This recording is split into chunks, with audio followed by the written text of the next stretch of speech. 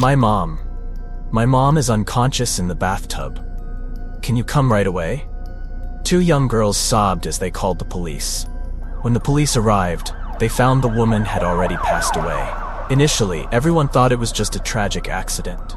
But behind the seemingly ordinary circumstances, a horrifying truth was hidden. The two daughters were the ones who had cold-heartedly murdered their mother. They almost managed to fool the police, but their bragging eventually exposed their crimes.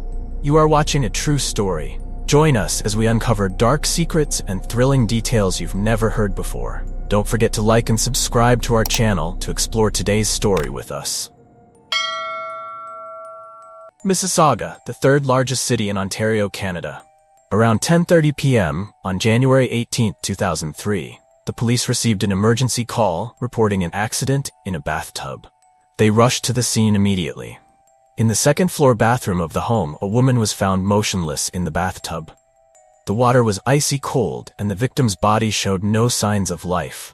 An officer attempted resuscitation, but all efforts were futile. The woman had been dead for some time. The victim was identified as Linda Anderson, a 44-year-old single mother living with her 3 children. Teenage daughters Sandra, 16, and Beth, 15, and her young son Robert, 3. The 2 older daughters were the ones who called the police. They stated that, at around 6 p.m., they had gone out to eat with friends at a nearby restaurant. Before they left, their mother had said she would have a drink and then take a bath. When they returned home at 10:30 p.m., they couldn't find their mother. After searching the house, they found her unresponsive in the bathtub and called the police. The 2 girls appeared deeply distraught, crying inconsolably in front of the officers. They said their family relied entirely on their mother, and now their already difficult lives would completely fall apart. To ensure the sisters had a temporary place to stay, the police contacted their aunt, who agreed to take them in and help them stabilize emotionally in the short term. Meanwhile, the investigation team began a thorough examination of the scene. There were no signs of forced entry, and all the rooms in the house were intact, with nothing stolen. The bathroom, where Linda was found, was orderly. Everything was neatly arranged, with no signs of struggle or violence. All evidence suggested it was likely a tragic accident. However, following investigative protocol, the police did not immediately close the case. Unusual deaths, especially in bathtubs, always required detailed examination. They decided to conduct a detailed autopsy to determine the exact cause of death. The autopsy revealed no external injuries on the body. There were no bruises, no signs of struggle, and no foreign fingerprints on her body. However, what caught the investigators' attention was the alcohol content in Linda's blood, which was 0.4%, 5 times the legal limit for driving. This level of alcohol was dangerously high, capable of causing unconsciousness or death in some cases. Based on these details, the police tentatively accepted the hypothesis that Linda had been intoxicated, fallen into the bathtub, and drowned. According to her daughter's statements, Linda was a heavy drinker. She reportedly drank every day, at all hours, to cope with the pressures of life. Neighbors confirmed that Linda was frequently intoxicated. Many had seen her stumbling on the street or in her yard. One neighbor even remarked, "She was a good mother, but alcohol ruined everything." Linda was often so drunk she didn't know what was going on, so it's not surprising this accident happened. With the information collected, a picture emerged of a single mother burdened by life's pressures and seduced by alcohol. The police temporarily concluded that this was an accident caused by her alcoholism. Linda Anderson was born in 1959 in a small town in Poland. As an adult, she decided to immigrate to Canada, a land full of promise and opportunity. After living in Toronto for some time, Linda moved to Mississauga, Ontario, where she found peace in the natural surroundings and the slower pace of life. Her new life felt complete when she met a charming man named Coben. Their love quickly blossomed, and in 1987, Linda and Coben officially got married. A year later, they welcomed their first daughter, Sandra, followed by Beth, a smart and adorable little girl. Their family of 4 was filled with happiness, and Linda believed the future was full of hope. However, happiness didn't last long. Coben's personality changed, and not long after, he fell in love with another woman, leaving Linda and their 2 daughters. The divorce not only broke Linda's heart but also plunged the family into financial hardship. Coben provided no financial support, leaving all the burden on the single mother's shoulders. To support her daughters, Linda had to work 2 jobs. The economic pressure left her exhausted, which may have led her to turn to alcohol. Linda frequently became intoxicated, and in her drunken state, she often grew irritable and yelled at her daughters. Sandra and Beth were too young to understand their mother's struggles, and they only felt abandoned in her battle with alcoholism. A few years later, Linda felt the family needed a man for support, and remarried a man named Doug. The 2 had a son, Robert, together. Initially, Doug appeared to be a kind and devoted husband, taking care of the children, but his true nature soon surfaced. Doug was not only hot-tempered, but also took advantage of Linda's absence to abuse the 2 young girls. Sandra, who was only 12 years old at the time, became his first victim. Threatened by Doug, the girls didn't dare tell their mother and only confided in a pastor at a nearby church. Sadly, the pastor didn't report it to the police, but advised Sandra to speak directly with her stepfather. This approach didn't resolve the issue, and Doug's abusive behavior continued for years. By 2001, Doug's actions were finally exposed when Linda accidentally caught him in the act. He was charged and thrown out of the house. However, the emotional scars he inflicted on Sandra and Beth were irreparable. The 2 failed marriages left Linda in a deep crisis. She became completely dependent on alcohol, and her drinking problem worsened over time. Each day after work, she drank until she passed out. The entire neighborhood was aware of Linda's condition. They often saw her stumbling home or sitting alone with a bottle of vodka in hand. Despite this, Linda still tried to fulfill her role as a mother. Sandra and Beth, now older, helped their mother take care of their little brother, Robert. However, Linda's alcoholism made the family atmosphere increasingly stifling. When Linda passed away, police found 2 bottles of vodka on her bathroom shelf. All signs pointed to her death being a result of drowning while intoxicated. The daughter's statements and Linda's long history of alcoholism led the case to be quickly closed. Before her death, Linda had purchased a life insurance policy. After her passing, the insurance payout was split among her 3 children. Sandra and Beth received a total of $133,000, while Robert received $67,000. Since Sandra and Beth were still minors, their aunt was appointed as their legal guardian. The sisters moved in with their aunt, and life seemed to return to normal. Sheet 1. Nearly a year passed since Linda's death, and the case seemed forgotten. But in December 2003, an unexpected event shocked both the police and the public in Canada. A young man named Charlie, claiming to be Sandra's friend, unexpectedly showed up at the Mississauga police station. Charlie reported that Linda hadn't died in an accident. She was murdered, and the culprits were none other than her own daughters, Sandra and Beth. This information surprised the police. Charlie insisted that Sandra had confessed everything to him, providing detailed accounts of how they killed their mother. Although they didn't want to overlook any leads, the police found it hard to trust his statement. The initial evidence didn't indicate foul play. However, Charlie was adamant, describing the sisters' entire plan in detail. "If you don't believe me," Charlie said, "let me help you. I can get them to confess everything." Based on Charlie's confidence, the police decided to reopen the case. They planned to use Charlie as an informant to gather evidence from Sandra and Beth. Charlie was given a car equipped with hidden audio and video recording devices. Over the next month, he frequently invited the sisters out, attempting to provoke and lead them into discussing the case. Sandra and Beth, accustomed to a reckless lifestyle, readily agreed whenever Charlie invited them out. They often used drugs and spoke openly during their car rides.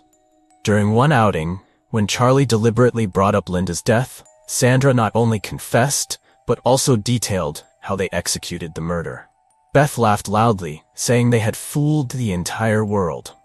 The police were shocked when they reviewed the footage. The 2 girls not only described the process of intoxicating and drugging their mother, but also seemed proud of outsmarting the police. Beth said, "Mom was completely drunk. She had no idea what was happening. We just had to hold her head down in the tub for a few minutes. then went out for dinner. It was easier than I thought. Sandra added, "We deserve freedom. We're tired of being poor. The insurance money will let us do what we want." Through the recordings, the police discovered that the motive for the crime was the girls' hatred for their mother. They resented Linda's alcoholism, her wasteful spending of the family's money, and their own lack of disposable income. After discovering that their mother had a $200,000 life insurance policy, the sisters began plotting to kill her for the money. They meticulously researched online, looking for ways to commit the perfect crime. After considering various methods, they decided to exploit their mother's drinking habits by intoxicating her and combining it with a high dose of painkillers to cause death without leaving evidence. On the day of the crime, they continuously gave Linda vodka. When she was no longer conscious, they forced her to take high doses of painkillers. Finally, they lured her into the bathtub to relax and held her head under water until she stopped breathing. Afterward, they left the house to dine with friends, creating an alibi. Returning home, they pretended to discover their mother's body and called 911. With sufficient evidence from the recordings and Charlie's testimony, the police decided to arrest Sandra and Beth on January 21, 2004, for further investigation. The sisters were detained in a juvenile detention center. To prevent collusion, they were kept completely separate during the investigation. However, the police realized that the recordings alone weren't enough to convict them. If the sisters denied their confessions and claimed they were making up stories, there would be no solid basis for a conviction. The investigation team re-examined all the evidence at the scene and the girls' computer history. They discovered multiple searches related to painkillers, methods of murder, and ways to conceal crimes. Additionally, in text messages with friends, Sandra and Beth explicitly stated their desire to get rid of Mom to live a free life. One friend even provided the painkillers and instructions on how to use them. All of this evidence, combined with the recordings, allowed the police to build a solid case to prosecute the sisters. The once closed case became a national sensation and shocked the entire country. From the phone and social media data, the police uncovered another aspect of the case. Sandra and Beth not only successfully concealed their crime, but also openly bragged about it. In messages with friends, Sandra proudly wrote, "The stupid cops don't suspect a thing. We're just too smart." Beth even joked, "We deserve an Oscar for our performance." Some friends knew about their actions, but most remained silent. Only Charlie had the courage to come forward and expose the truth. Based on the recordings, text messages, and Charlie's testimony, prosecutors quickly completed the case file to charge the sisters with murder. The trial officially began in November 2005. Despite being intensely questioned by prosecutors, Sandra and Beth adamantly denied their guilt. They claimed the evidence was either misunderstood or fabricated.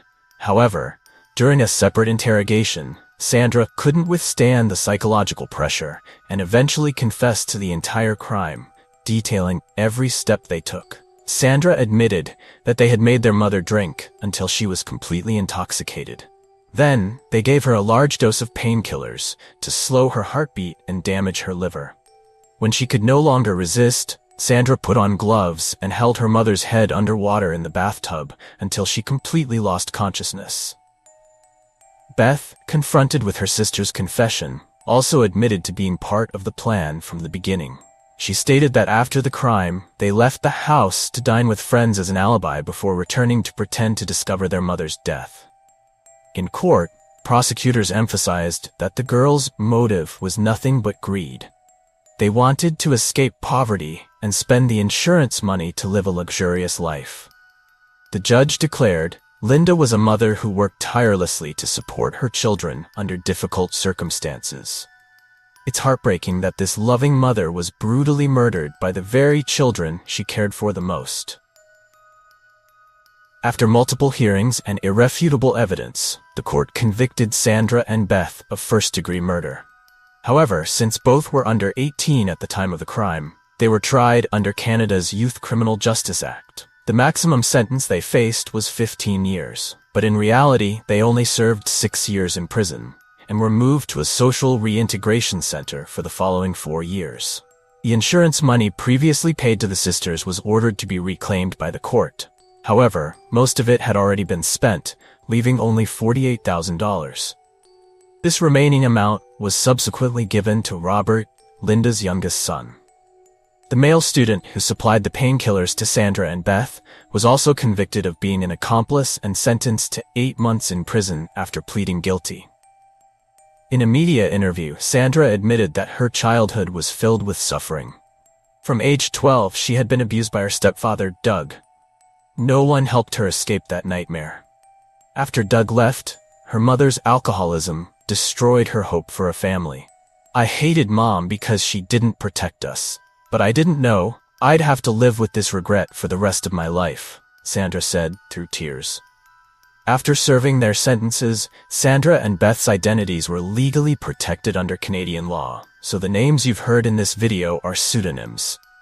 The public knows them only as the Bathtub Girls. Details about their lives after release remain confidential. According to some public sources, Sandra resumed her studies and graduated from college after her release. She has since become a single mother, striving to rebuild her life. Beth is believed to have married, had children, and pursued a law degree. Those who've interacted with her describe Beth as sharp and insightful, making her a promising lawyer. However, their story continues to spark controversy. Some believe society should give them a chance to correct their mistakes, while others argue that such light sentences set a dangerous precedent. The case of Sandra and Beth will forever be remembered as one of the most horrifying family tragedies, where greed and hatred overshadowed reason, leading to the complete collapse of a family. This concludes the video. Thank you for following this gripping story. If you found this video intriguing, don't forget to like, subscribe, and hit the notification bell to stay updated on more fascinating stories. On October 10, 2004, at Pasir Panjang Wholesale Market in Singapore, 8-year-old Huang Na disappeared shortly after leaving her mother's stall to make a phone call. Her body was found 21 days later, heavily decomposed and wrapped in 9 layers of plastic. Who could have committed such a heartless act against a young girl? What shocked everyone was that the suspect was none other than someone the Huang family had trusted the most. From here, the case was no longer a simple missing persons investigation, but revealed horrifying dark truths behind the scenes. You are watching a true story. Join us as we uncover dark secrets and thrilling details you've never heard before. Don't forget to like and subscribe to our channel. The main character of today's story is Huang Na, a sweet, intelligent little girl with a constant, radiant smile. She was born on September 26, 1996, in a small rural village in Fujian Province, China. Huang Na's childhood was not a smooth one. Her father had moved to Singapore for work before she was born. Instead of sending money home, he started a new relationship there, leading to her parents' divorce when she was very young. After the divorce, Huang Na lived with her mother, Huang Shuying. Shortly after, her mother remarried and had another daughter with her new husband. However, this second marriage also didn't bring lasting happiness. In the early 21st century, Singapore relaxed its immigration policies, attracting foreign workers and talent. Huang Shuying heard about the excellent education system in Singapore and decided to move there with her daughter to start a new life. In May 2003, Huang Na, then over 7 years old, moved to Singapore with her mother. Despite their modest means, her mother enrolled her in a prestigious primary school with high tuition fees. To support their living expenses, her mother took a job managing a vegetable stall at Pasir Panjang Wholesale Market. The mother and daughter rented a small room above the stall. For Huang Na, the wholesale market wasn't just a place to live, but an exciting world full of life's nuances to explore. To everyone, Huang Na was a special child. Her charm and strong will left a lasting impression on anyone who met her. But no one could have guessed that her peaceful life would be tragically cut short. On September 27, 2004, the day of Huang Na's 8th birthday, her mother, Huang Shuying, needed to travel back to their hometown in Fujian for some urgent matters. Huang Na understood that she couldn't join her mother because she had school. Cheerfully, she reassured her, "It's okay, Mom. You'll be back soon." This wasn't the first time her mother had left Singapore, so Huang Na had been independent from a young age. Since she was 5, Huang Na could eat by herself, go to school on her own, and bathe at a public bathhouse. She even flew alone between Singapore and Fujian during summer vacations. Before leaving, Huang Shuying left 100 Singapore dollars and asked her roommate, Li Shuqin, to look after Huang Na in her absence. Everything went smoothly for the first 2 weeks. Huang Na maintained her independence and caused no trouble. But on October 10th, a Sunday, at 1:30 p.m., Huang Na told Li Shuqin she wanted to call her mother. Trusting Huang Na's independence, Li Shuqin allowed her to go to a nearby phone booth alone. Huang Na called her mother and happily asked, "Mom, when will you come back? I want an English electronic dictionary and new shoes."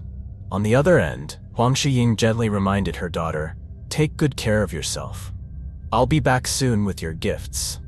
The call lasted 6 minutes, and it was the last time Huang Shuying heard her daughter's voice. By 2:30 p.m., Li Shuqin noticed Huang Na hadn't returned. Worry began to set in. It's just a phone call. Why is it taking so long? She quickly went to the phone booth but found no trace of the girl.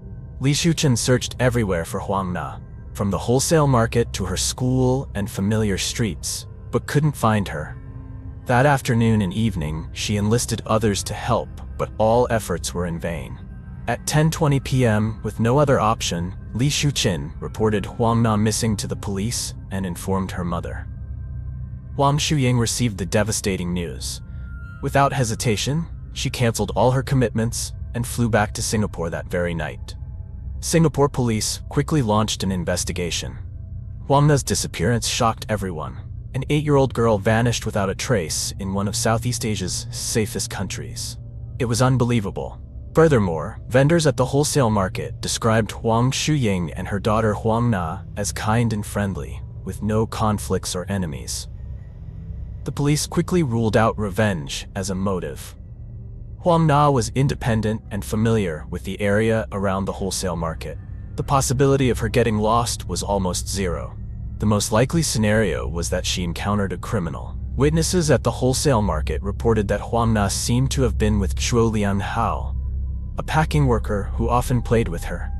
Police immediately summoned Chuo Lian Hao for questioning. When he heard about Huang Na's disappearance, he appeared surprised. He admitted to meeting Huang Na that day, even giving her 2 mangoes and urging her to go home early and not wander outside. After the interview revealed no suspicious details, Chuo Lian Hao was allowed to leave.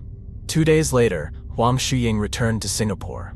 Unable to wait for police results, she printed thousands of flyers and posted them across the streets. She asked everyone she met if they had seen her daughter. Huang Shuying tirelessly searched from morning to night, looking in construction sites, alleys, and sewers. Her niece even dreamed that Huang Na was trapped on a mountain. This prompted her to immediately search the Bukit Timah and Mount Faber areas. The media began to take notice of her story. When news broadcasts showed Huang Shuying holding her daughter's favorite toy and photo, many were deeply moved. Her helplessness and exhaustion touched the hearts of thousands of Singaporeans. An unprecedented search effort was organized, with volunteers from across the region joining in. A 60-year-old retired businessman offered a reward of 10,000 Singapore dollars to anyone with information about Huang Na. Another individual added $5,000 to increase the incentive. Crime Library, a non-profit organization specializing in missing persons cases, launched a flyer distribution campaign supported by recycling companies and hundreds of volunteers. The CEO of an online design company created a website dedicated to collecting information about the case. The search extended beyond Singapore to neighboring countries like Malaysia. More than 30 taxi drivers in Malaysia posted missing person posters of Huang Na on their windshields and seats. Many cafes in Johor Jaya, Taman Yu, and Skudai also joined by displaying posters with her image. Despite the extensive search efforts and over 70,000 flyers distributed, Huang Na seemed to have vanished into thin air. Police and volunteers combed every corner but found no trace. As the search for Huang Na intensified, a strange event occurred. Chuo Lian Hao, the man previously questioned by police, suddenly disappeared without a trace. This happened after police re-examined relationships and summoned Chuo Lianhao for further questioning. This time, he unexpectedly changed his statement, claiming he knew where Huang Na was. According to him, she had been abducted by 3 or 4 men seeking revenge over disputes between Huang Shuying and market vendors. Chuo Lianhao also claimed he could contact the group to negotiate Huang Na's release. However, he said the 2 phones he used for contact were at his home and workplace. With 2 police officers monitoring him, he was allowed to retrieve his phones. On the way, he suddenly requested to stop at a roadside eatery, citing hunger. The officers, trusting his honest demeanor, agreed to let him eat. During the meal, Chuo Lianhao asked to use the restroom. With his seemingly trustworthy appearance, he easily gained the officers' trust. However, after waiting a long time without his return, the officers searched the restroom, but found he had vanished. This incident raised serious suspicions. The police issued a nationwide arrest warrant for Chuo Lianhao, but locating him was no easy task. When the police informed Huang Na's mother that Chuo Lianhao might be a suspect, she was shocked and in disbelief. In fact, he was one of the people she trusted most. At this point, Singapore police collaborated with Malaysian authorities to gather more information. Chuo Lianhao's family, including his parents and siblings, insisted he couldn't have kidnapped a child. The family revealed that he had called home, claiming he did not abduct Huang Na and was hiding in the forest to evade police capture. Chuo Lianhao's family repeatedly urged him to surrender to clear up the situation. After nearly 20 days on the run, pressure from his family, the media, and an intense manhunt led Chuo Lianhao to surrender on October 30, 2004, in Pahang, Malaysia, after being convinced by his father and friends. Upon receiving news of his surrender, Singapore police quickly coordinated with Malaysia to extradite Chuo Lianhao back to Singapore. The extradition process was swift to prevent any chance of him altering his testimony or escaping again. On October 31, 2004, Chuo Lianhao was brought back to Singapore. At the police station, he underwent rigorous questioning. Police focused on confronting him with previous evidence and clarifying unresolved details. Under interrogation pressure, Chuo Lianhao finally admitted knowing where Huang Na's body had been disposed of. This confession marked a breakthrough in the case, drawing investigators' full attention. In truth, police didn't expect Chuo Lianhao to confess so quickly, especially since he had been on the run for a relatively long time and had consistently maintained his innocence. According to Chuo Lianhao's statement, he led investigators to a secluded spot in Mount Faber Park, claiming it was where he disposed of the body. Pointing to a dense slope, he confirmed Huang Na's body was there. Police immediately launched a search at the location specified by Chuo Lianhao. There, they found a sealed cardboard box taped tightly, hidden in dry bushes, emitting a foul stench. When the box was opened, police were horrified to discover the severely decomposed body of a young girl inside. The body was tightly wrapped in 9 layers of plastic bags, making identification difficult. Although the face was unrecognizable, Huang Shuying identified the body as her daughter, Huang Na, by her black hair and slightly protruding teeth. Subsequent DNA tests confirmed the body was indeed Huang Na's, ending the family's hope for a more positive outcome. The autopsy report confirmed Huang Na's cause of death as acute asphyxiation. Her mouth and nose showed clear signs of strong force, with 5 bruises near her mouth. Additionally, her right temple, scalp, chin, and lips showed signs of severe injuries. Huang Na's stomach contained traces of mango, matching Chuo Lianhao's initial statement about giving her mangoes.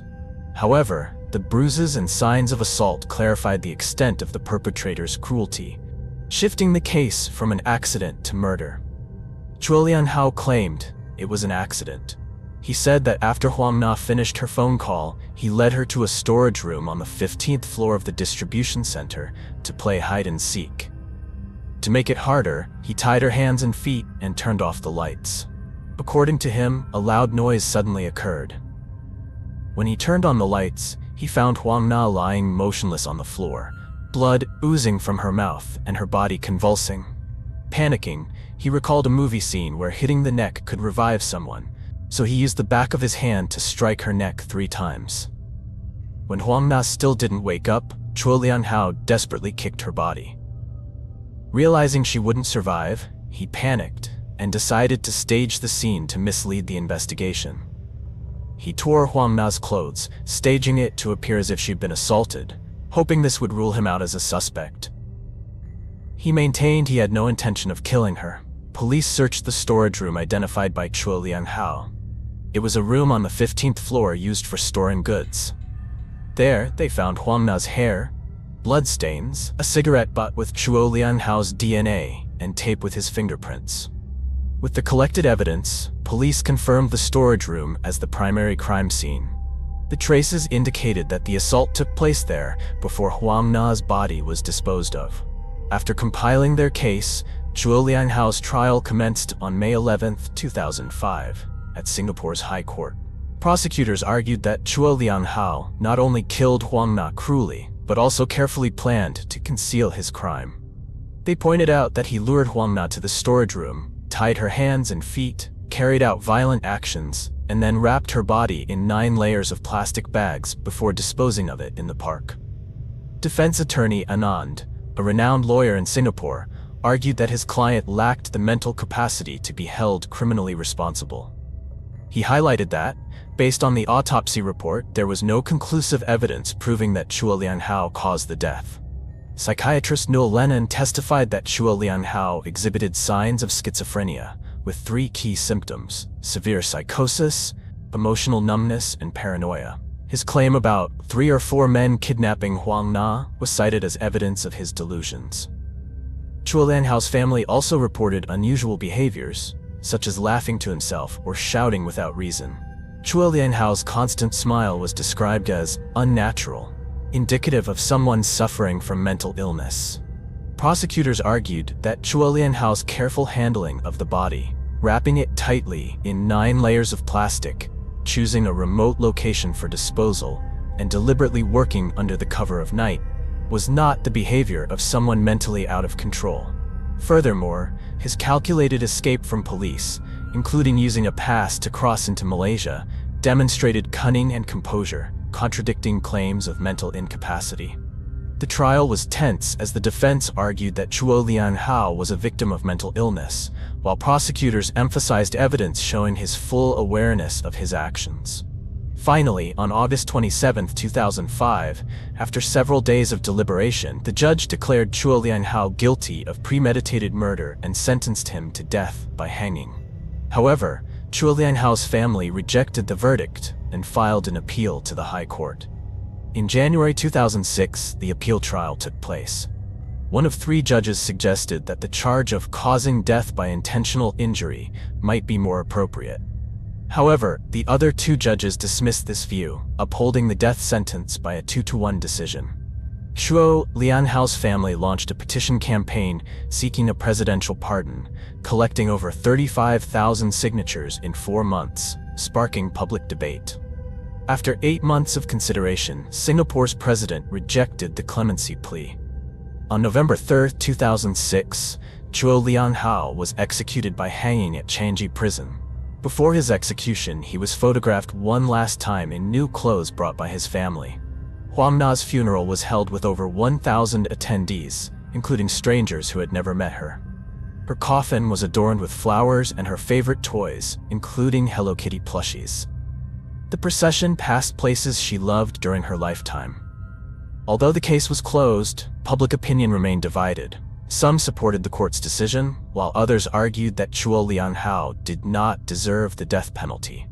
The case sparked debates about justice, mental health, and Singapore's legal system. This concludes the video. Thank you for following this gripping story. If you found this video intriguing, don't forget to like, subscribe, and hit the notification bell to stay updated on more fascinating stories. In April 1994, at Peace Park, Taipei, the dismembered body of Zhang Huizi, a famous dancer, was discovered in 7 pieces across 5 different locations. As police began their investigation, they were shocked to learn that the perpetrator was a former death row inmate who had been granted clemency. How could he commit such a heinous crime after being released from prison? What was the root cause of this atrocity?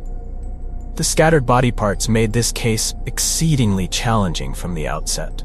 You are watching a true story. Join us as we uncover dark secrets and thrilling details you've never heard before. Don't forget to like and subscribe to our channel to explore today's story with us. Peace Park, where the case unfolded, is a serene area in the heart of Taipei, Taiwan. With lush green lawns and clear lakes, it is a popular spot for Taipei residents to exercise and relax each morning. Our story begins on January 15th, when a sanitation worker was performing his usual duties at the park. While cleaning near a secluded corner, he discovered a yellow nylon bag with a noticeable bulge inside. Curious, he opened it and was horrified to find 2 human arms bound with duct tape, already showing signs of decomposition. Overcome with fear, he immediately called the police. Within 15 minutes, an investigative team arrived at the scene. Inside the nylon bag were 2 hands, one left and one right, with fingernails painted bright, glossy red. A notable detail was the bent pinky finger on the right hand, indicating a previous injury. Observing the slender shape of the hands, police concluded they belonged to a middle-aged woman with delicate features, not someone accustomed to hard labor. They speculated that the victim might have worked in the entertainment or beauty industries. Another peculiar aspect that caught the police's attention was the disposal method. Typically, perpetrators choose secluded spots like grassy areas or drainage ditches to hide bodies. However, this bag was left on the cement ground of the park, in plain sight, which seemed odd. Upon closer inspection of the area, they found a slope leading to the Shuyuan Highway. Based on the tears on the bag, police hypothesized that it had been thrown from the highway above.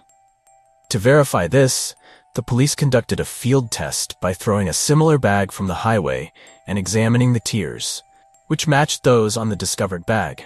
The hypothesis was confirmed. Before the victim's identity could be established, the next day, police received a report of another body part found at a construction site in Luzhu, Taoyuan.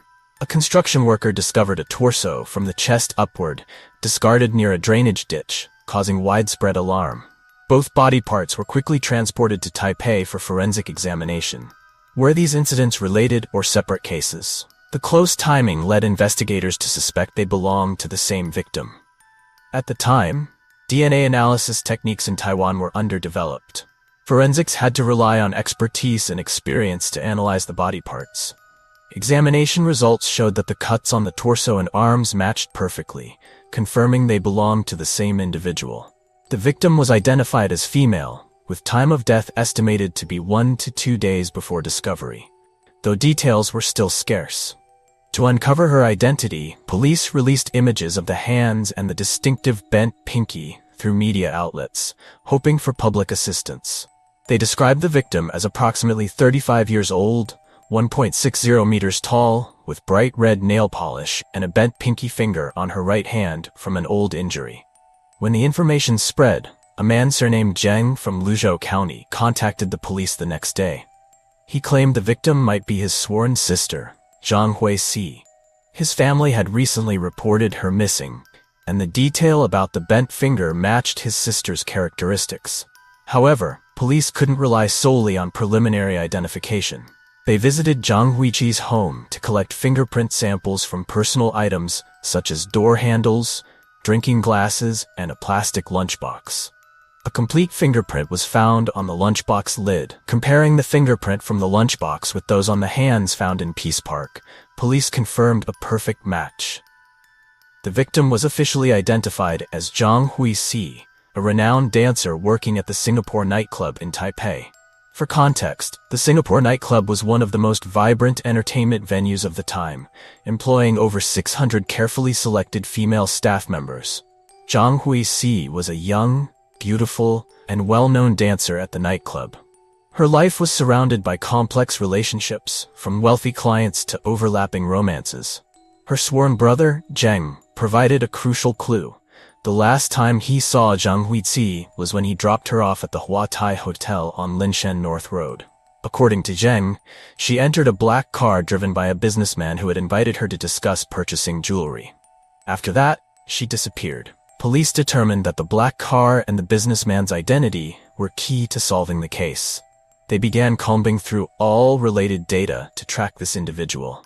In the 1990s, Taiwan experienced an economic boom, with entertainment industries thriving. Nightclubs and bars sprang up everywhere, becoming favored spots for the elite. Among them, the Singapore nightclub in Taipei stood out for its luxury and its team of beautiful professional female staff. The women working there often wore expensive jewelry and earned substantial amounts of money each night thanks to generous clients. This made them attractive targets for criminals. Police questioned whether Zhang Huizi had angered someone at the nightclub or was targeted for her wealth. The nightclub environment wasn't just glamorous, but also rife with hidden conflicts. Disputes over clients were common among female staff. However, upon closer investigation, police found that Zhang Huixi was careful in her behavior. She worked at the Singapore nightclub solely to support her daughter and never went out privately with clients. They ruled out the possibility of her being killed due to internal conflicts or personal grudges at the nightclub. Police then focused on those closely associated with Zhang Huixi, starting with her ex-husband, who still maintained contact with her. After investigation, the ex-husband was ruled out as a suspect. He had no clear motive, and at the time of her presumed murder, he was on a business trip. Next in line was her sworn brother, Zheng, who frequently drove her to work and had a close relationship with her. Some speculated that he acted as her pimp, but Zheng vehemently denied the claim. Police interrogated Zheng about his whereabouts on April 13 and 14. He claimed he had dropped Zhang Huixi off at the Huatai Hotel to meet a businessman. Zheng said he waited in the parking lot for a while and saw her leave the hotel and get into a large black car. When questioned further, he vividly recalled the car's license plate, FF3659. This made police suspicious that Zheng might be deliberately guiding the investigation. In a developed area with countless taxis, it seemed unlikely he could remember the license plate so clearly. Despite their doubts, Zheng's statement provided a crucial lead: the black car and the mysterious businessman. Police began reviewing vehicle registration records and hotel data to trace the car and its owner. Examining the hotel's security cameras, they spotted a black car entering and leaving the premises at the time Zheng mentioned. The license plate matched Zheng's statement, FF3659. The car was a Chrysler and became a significant clue.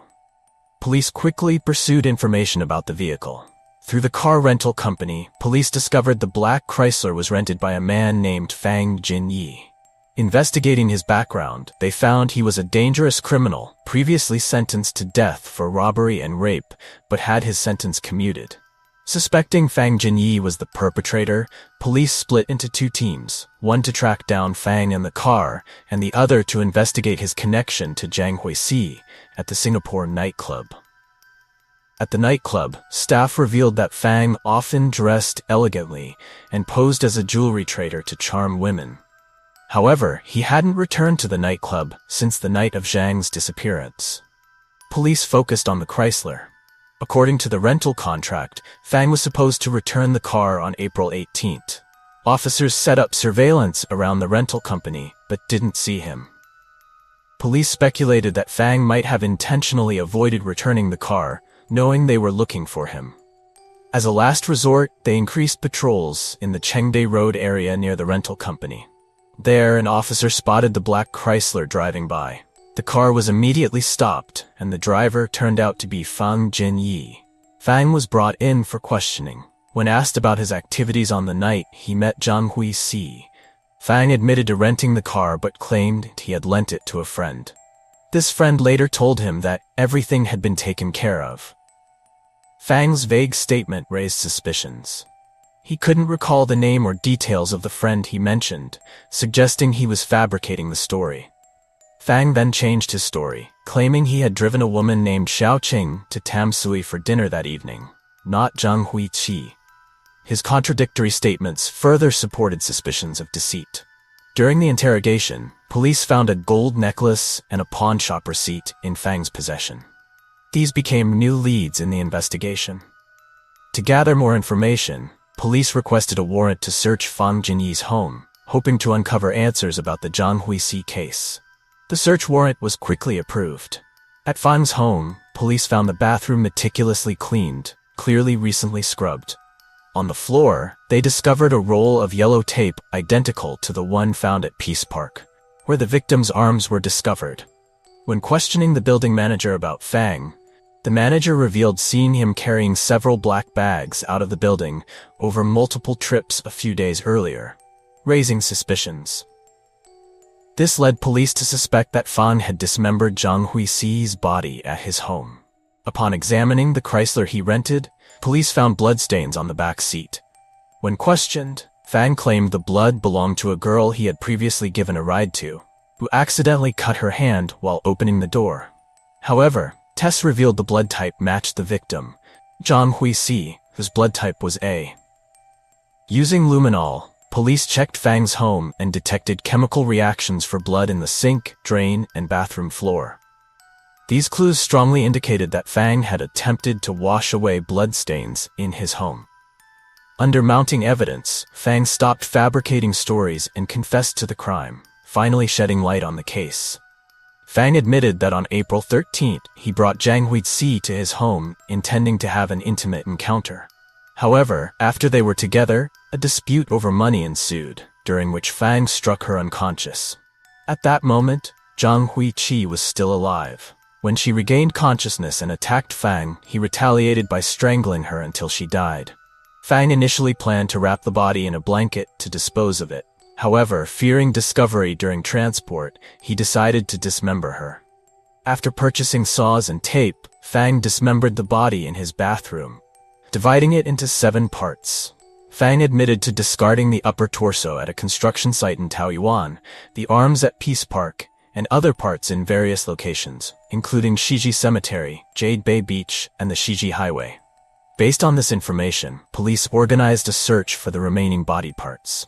However, at Shiji Cemetery, Fang couldn't recall the exact location. A large police team was deployed for the search, but after days without results, they considered halting the operation. Just before suspending the search, a cemetery caretaker rushed in, reporting a strange dream in which the victim pleaded with them not to give up. This unexplainable spiritual element seemed too coincidental to ignore, so police continued digging and discovered the victim's legs buried under soil, washed over by heavy rains. Without the dream, the victim's legs might never have been found. The plastic bag containing body parts thrown on Shiji Highway had been transported to a landfill. Fortunately, the incinerator had been out of service for a month, leaving the bag intact. Inside, police found the victim's head. Another body part had drifted over 100 kilometers from Taoyuan to Jade Bay Beach. Through persistence, police recovered all of Zhang Huixi's remains, allowing her family to honor her with a complete burial.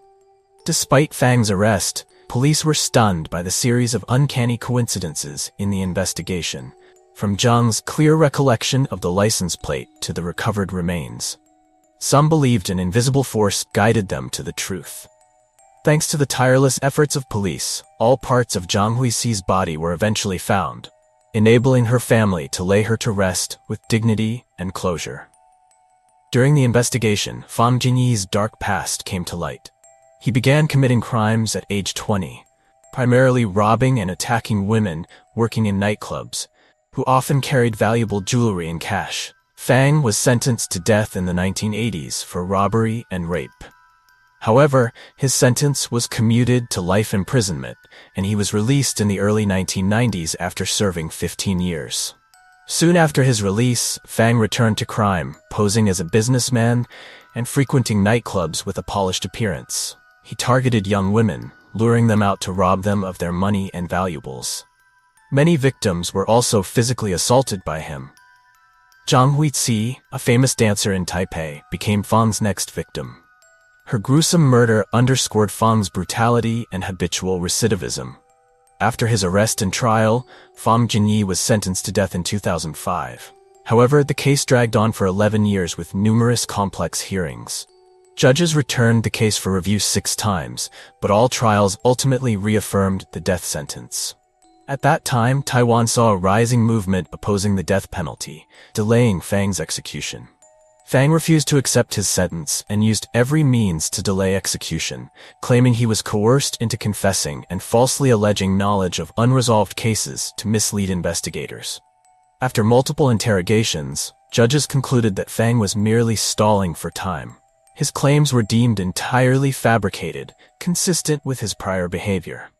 Finally, in 2005, Fang Jinyi was executed by firing squad at Taichung Prison, bringing the case to a close after over a decade of public outrage. Despite justice being served, Zhang Huiqi's death left an indelible pain for her family. Her young daughter grew up without her mother, haunted by the tragedy. The case of Zhang Huiqi served as a cautionary tale about the dangers in the glamorous world of entertainment, where young women are vulnerable to predators. It also underscored the importance of societal responsibility in protecting the vulnerable and highlighted the enduring value of justice and safety in life. This concludes the video. Thank you for following this gripping story. If you found this video intriguing, don't forget to like, subscribe, and hit the notification bell to stay updated